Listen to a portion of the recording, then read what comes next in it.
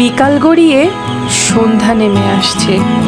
গ্রামের মাঠঘাট ঘরবাড়ি সব কেমন যেন গা ছমছমে পরিবেশ।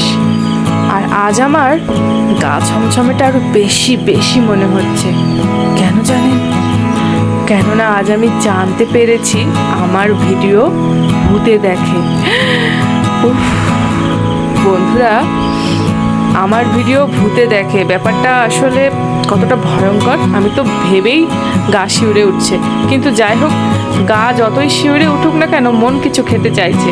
আর বৃষ্টি মাথায় বাইরে যাওয়ার জন্যেই ঘরে যা আছে তাই খাবো। তাই ভাবলাম আজকে ব্রেকআপ ঝালমুড়ি বানাবো, যা খেয়ে দুঃখ ভয় ভীতি অনুভূতি সব হারিয়ে যাবে। শুধু হ্যাঁ হু এরকমই করতে থাকবো। তো আসেন ব্রেকআপ ঝালমুড়িটা বানিয়ে ফেলি চটজলদি। এটা বানাতে জাস্ট বিশেষ কিছু লাগবে না।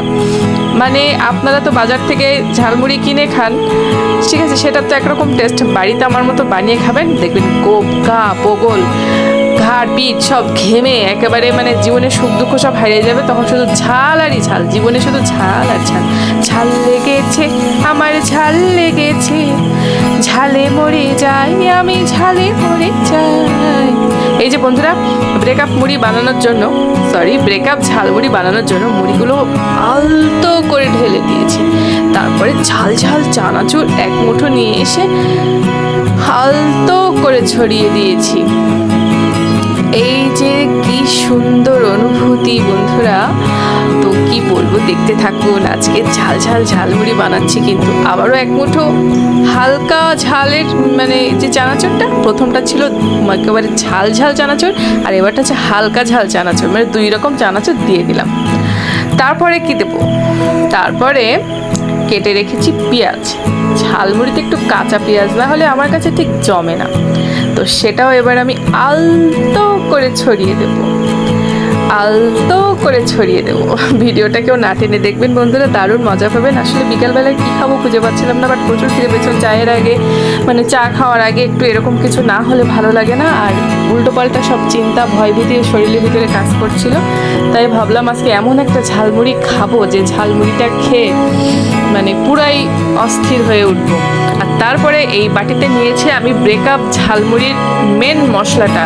এখানে আমি সরিষার তেলে রসুন পেঁয়াজ আদা জিরে ধনে পাঁচফোড়নের গুঁড়ো গরম মশলার গুঁড়ো আর এক খাবলা শুকনো ঝালের গুঁড়ো দিয়ে এই মশলাটা আমি চাল করে নিয়েছি। একেবারে মাংসের মশলার মতো করে ভুনিয়ে নিয়ে এসেছি।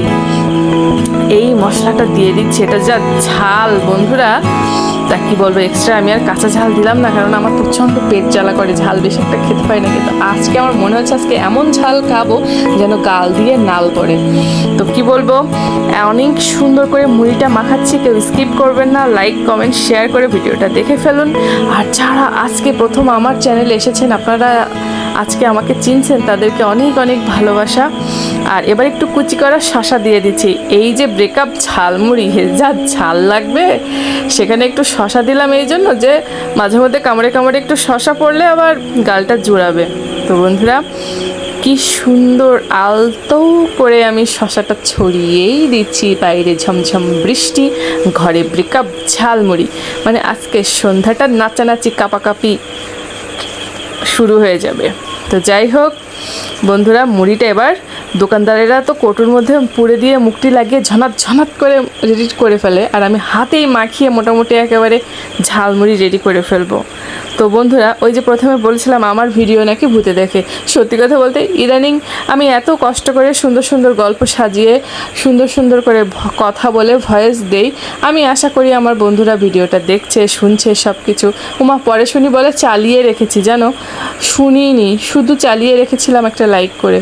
তাই ভাবলাম তাহলে আমার ভিডিও ভূতে দেখে। তো যাই হোক, ঝালমুড়ি যখন বানিয়েছি দোকানদারেদের মতো করে একটু এরকম তৈরি করব না, তাই হয়। আমার ছেলে তো এটা দিয়েই খাবে।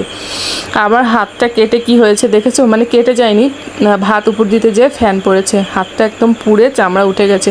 যাই হোক, আমার ব্রেকআপ ঝালমুড়ি কিন্তু একদম রেডি। আর এটা খেতে অসাধারণ ছিল। খাওয়ার পরে আমার নাচানাচি শুরু হয়ে গিয়েছিল, জানি না কাল সকালে বাথরুমে কি হবে। তো যাই হোক, ভালো লাগলে লাইক কমেন্ট শেয়ার।